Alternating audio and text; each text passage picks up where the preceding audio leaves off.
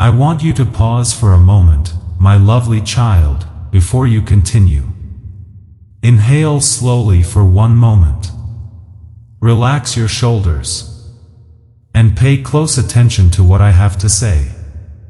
This is not simply another message that you will ignore after scrolling through it. I want you to think that this may be a pivotal moment in how you view yourself, your circumstances, and your connection with me. I am aware of what you have been carrying.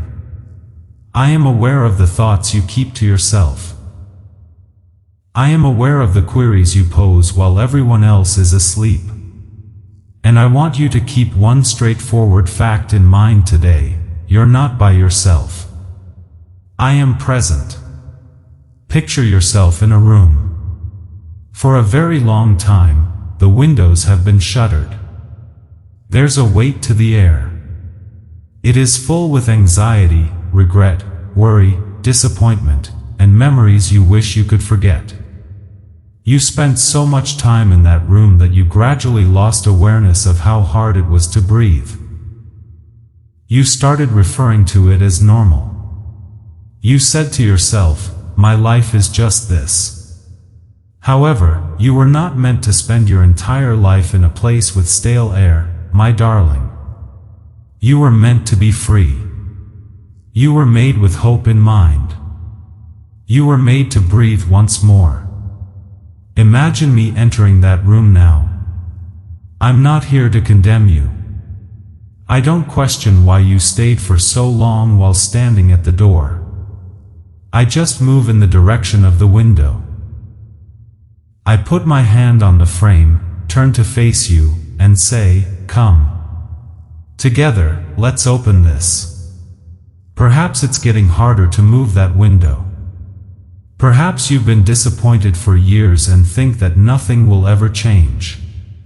However, I am requesting that you push once more. I'm here to support you, not because you have to accomplish everything on your own. And something starts to shift when that window eventually opens, however slightly. Light comes in. The room is filled with fresh air. You gradually come to the conclusion that the room was never meant for you. This is what I am doing in your life, my child. Sometimes I don't take you out of the challenging circumstance right away. Occasionally, I start by altering your internal state. Your heart is changed by me. I bring back your tranquility. I give you the strength to get back up where you fell. You start to alter, even if the situation might not change right away. And the same room that used to feel like a prison starts to feel different when you change. Because you now realize that I'm within it with you. You are visible to me. The person behind the smile is visible to me. I observe the individual who goes silent when everyone has left. I witness the evenings when your prayers are drowned out by your thoughts. I witness the times when you sit by yourself and question your ability to continue. Every tear was visible to me. Every silent prayer was heard by me. I understood your heart, even when you were at a loss for words. Additionally, I want you to be aware of something crucial. You are not weak because you are exhausted. It's just that you've been carrying too much for too long. You've made an effort to resolve every issue. You have made an effort to be resilient for everyone. You've attempted to keep things together when they were already shattering. However, you were never supposed to handle everything by yourself. Open your hands today. Give me what you've been holding. Give me the terror. Give me the letdown. Give me the questions that remain unanswered. Give me the future you're scared to confront. You don't need to comprehend everything before you can put your trust in me. All you have to do is follow me to the next step. I am also aware of the doors that have closed in your life. You prayed for a few doors to open. You put in a lot of effort. You held off. You gave it another go. And the door was still shut. Then you started to question if there was a problem with you. But pay close attention, my kid. Not all doors that are closed signify rejection. A closed door might provide protection at times. You could have noticed a chance. I might have recognized the suffering that was behind it.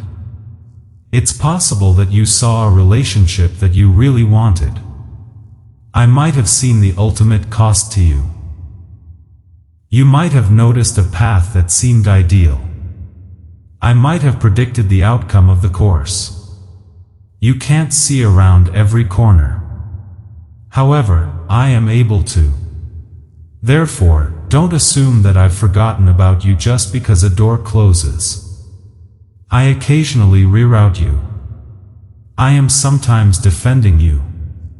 There are times when I'm getting you ready for something that calls for a different time of year. Even if you don't comprehend me, have faith in me. You could realize one day that the door you sobbed over was actually the one I was shielding you from. You'll see why I asked you to hold off when that time comes. I also want you to change the way you talk about yourself, my child. You keep saying things about yourself that I never said. You've referred to yourself as a failure. You have described yourself as undeserving. I am not enough, you said. You've let someone else's words define who you are. However, you are not defined by those words. You are not defined by your past. You are not defined by your faults. You are not defined by your shortcomings. You are my offspring. Human approval did not establish your value, and human rejection cannot erase it. Therefore, quit viewing yourself solely through the prism of your errors. Examine yourself from my perspective. I see a person with room for improvement. Someone has the ability to heal. Someone with the ability to start over. Someone whose tale is unfinished. This is not the last chapter of your life. So take another breath. Turn your gaze to the window. Place your hand next to mine. And exert pressure. The light is entering. The atmosphere is shifting. I also won't abandon you. Keep in touch with Jesus Speaks Light if this message resonates with you. There will be more messages of faith, hope, and encouragement, so please subscribe to the channel. And before you depart, keep this in mind. You are not destined for the stale air. It is possible to open the window. It is possible for the light to come back. And you can breathe once more with me by your side. This is just the beginning, my child. I want you to go further now, my sweet kid. I mentioned the window to you. I've told you that the room is subject to change. However, I want you to comprehend something else. You've been bearing burdens that weren't supposed to be there. Guilt is one of those weights. Some are referred to as shame. Some are referred to as regret. Some are only referred to as unforgiveness. You can't stop thinking about the past. You recall what you did. You recall what was done to you. You recall what was said. You recall the chance you missed. Additionally, there are instances when you repeatedly punish yourself for something that occurred years ago. I want you to stop living that way, my child. My grace is bigger than your failure when you come to me with an honest and repentant heart. I won't wait for you to reach perfection before approaching you. While you're still having trouble, I get close. I was present when you made the error. When the regret struck, I was by your side.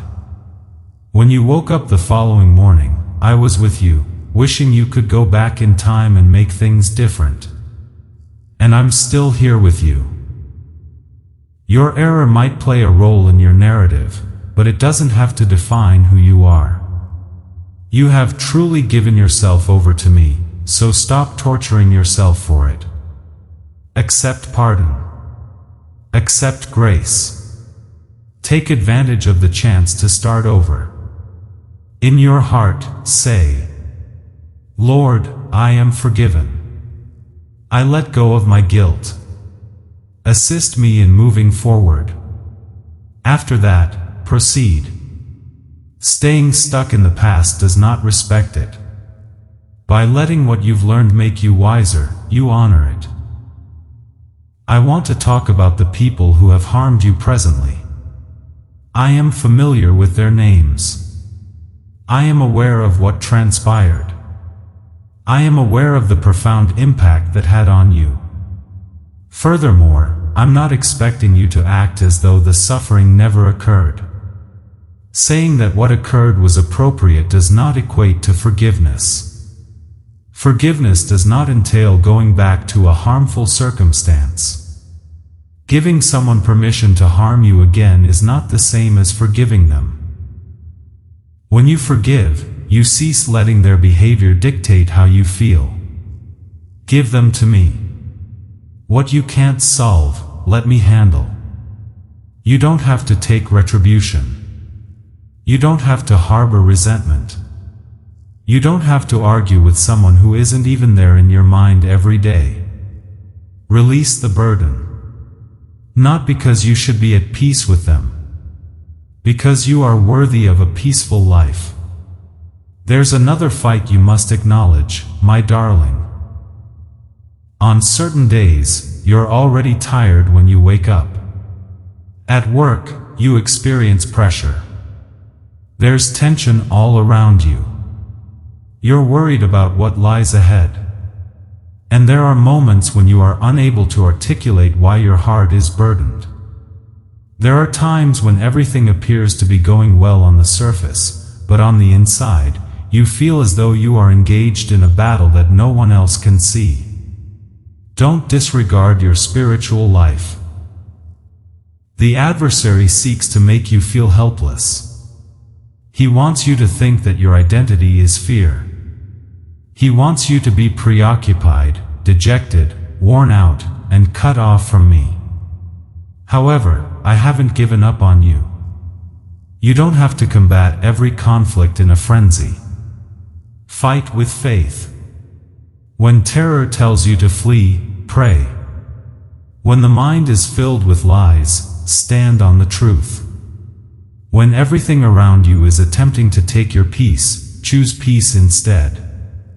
Recall your identity. You are not defenseless. You are not overlooked. You're not fighting on your own.